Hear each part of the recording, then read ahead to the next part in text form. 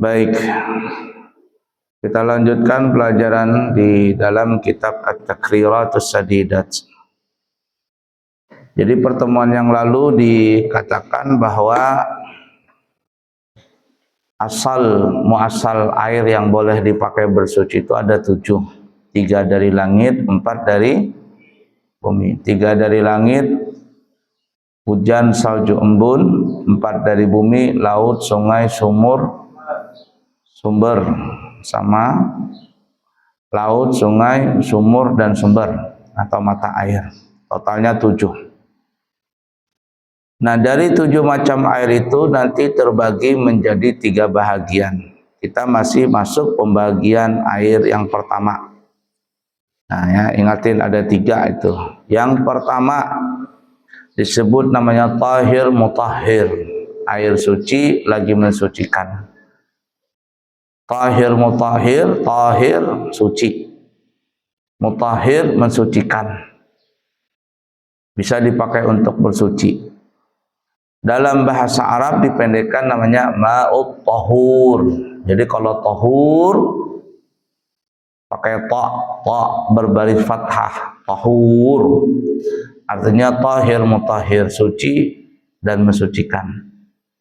Bahasa fikihnya disebut air mutlak.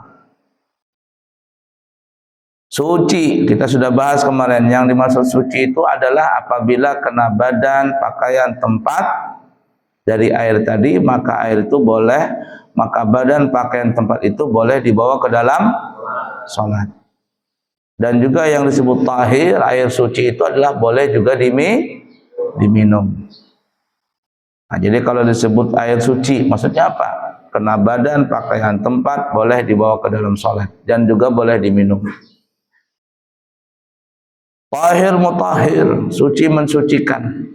Ya, yang bisa mensucikan. Mutahhir atau mutahhar, yang mutahhir yang bisa mensucikan. Ya, maksudnya bisa mensucikan itu artinya boleh dipakai untuk wudu, mandi wajib, mandi sunnah, istinja, dan menghilangkan najis. Ada berapa kemarin yang disebut mensucikan tuh? Apa saja? Nah, wudu, kemudian mandi wajib, yang ketiga mandi sunnah, yang keempat beristinja, yang kelima menghilangkan najis di badan, pakaian, tempat. Jangan cengengesan. Fokus. 5 hal tadi, wudu, mandi wajib, mandi sunnah, beristinja, menghilangkan najis di badan, pakaian, tempat, semuanya menggunakan air. Paham ya?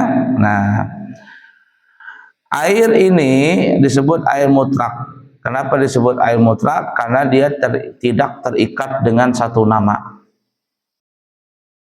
Dengan satu nama. Dia memang air laut, tapi kalau sudah disuling, sudah diproses, maka jadilah air bersih. Air yang laut ini kalau dia dijadikan kopi, jadi air kopi. Ya. Dijadikan teh, dimasukkan teh, jadi air teh namanya. Mutlak artinya itu mutlak itu tidak terikat dengan satu nama. Dia bisa kemana-mana modelnya. Jadi air ini, ya air hujan tadi asalnya umpama, atau air sungai, kemudian dimasak, kemudian nanti akhirnya jadi dikasih teh, jadi teh, dikasih kopi, jadi kopi, dikasih apalagi namanya itu, dikasih sirup, jadi air sirup. Dia tidak terikat namanya. Lain beda dengan air mawar. Kalau air mawar, ya sudah, asalnya memang air mawar begitu. Ya. Air anggur, perahan anggur, dia terikat di satu nama tadi. Nah, seperti yang disebutkan kemarin, ya, Abu ajarin kepada kamu semua bahwa air mutlak itu terbagi menjadi 2 bahagian. Pertama, air mutlak yang tidak makruh untuk dipakainya. Kalau kita memakai air itu dapat pahala, ya ada makruh, yaitu asal muasal air yang 7 macam tadi. hujan, salju, embun, laut, sungai, sumur, dan sumber. Itu kalau dipakai untuk mandi, mandi wajib, mandi sunnah, berwudu, istinja, menghilangkan najis badan, pakaian, tempat, maka hukumnya dapat pahala. Sunnah dapat pahala. Nah, itu bagian pertama. Mutlak ghairu makruhin, air mutlak tidak makruh dipakainya. Nah, kemudian kelompok yang kedua, mutlak wa makruh. Mutlak, airnya mutlak, suci mensucikan, tapi makruh untuk dipakai. Artinya kalau kita menggunakan air itu untuk berwudu, mandi wajib, mandi sunnah, istinja, menghilangkan najis, semuanya saja. Wudu pakai air itu sah, mandi junub pakai air itu sah, mandi sunnah pakai air itu sah, menghilangkan najis pakai air itu sah, membersihkan najis di badan, pakaian, tempat sah, istinja pakai air itu sah. Cuman hukumnya makruh, nggak ada pahalanya. Nah, air yang makruh ini ada hukum asal 4. Ya, hukum asalnya 4. Maksudnya pertama 4, kemudian ada ulama menambahkan lagi, totalnya nanti jadi ada 6. Nah, yang pertama air yang makruh, ma'ul musyammas.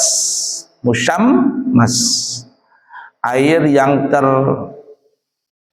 terjemur di bawah terik matahari. Nanti kita sebutkan di halaman 33 syarat dari air musyammas, air yang terjemur di bawah terik matahari itu ada 9.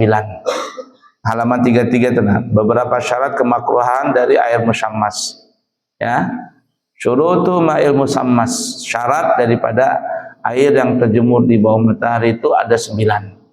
Nanti kita akan bahas. Nah, jadi ada 4 atau 6 total keseluruhan 6 air yang makruh dipakai. Yang pertama air musyammas, air yang terjemur di bawah terik matahari. Yang kedua air yang terlalu panas, yang dapat mencegah untuk menyempurnakan bersuci sebab terlalu panas. Jadi air panas ini bukan hanya terjemur di bawah matahari. Kamu habis masak air, air. Dimasak pakai apa? Pakai api. Maka ini disebut air panas. Atau pakai sukhuna, pemanas air. Kalau kita pergi ke hotel, hotelnya bintang 3, apalagi sampai bintang 5, itu biasanya di dalam hotel ada air dingin, ada air panas. Nah, dibuka air panasnya, trok, begitu panas dia. Jadi bukan hanya terjemur dari di bawah terik matahari. Apapun yang bisa menyebabkan air itu jadi panas, maka ini hukumnya makruh untuk dipakai. Dengan catatan ada syaratnya. Apa itu? Nah, itu syaratnya disebutkan karena dapat mencegah untuk menyempurnakan bersuci karena terlalu panas. Nah, standarnya air panas itu apabila dipakai ke badan kita ini agak kewalahan untuk meratakan air tadi ke badan. Kenapa? Karena kepanasan. Nih habis masak kamu air, ya panas banget, kamu campur air dingin, air biasa ada, kamu siramkan ke badan. Kalau kamu, jar orang Banjar kujul-kujul, tahu kujul-kujul? Karena kepanasan nih, terlalu panas. Kalau seandainya kamu susah memakai air tadi untuk cuci muka, cuci tangan, cuci kaki, karena kepanasan, ini masuk kategori hukumnya makruh. Bisa aja dipakai, cuman ya tadi jar orang Banjar kujul-kujul. Tahu kujul-kujul? Karena terlalu panas.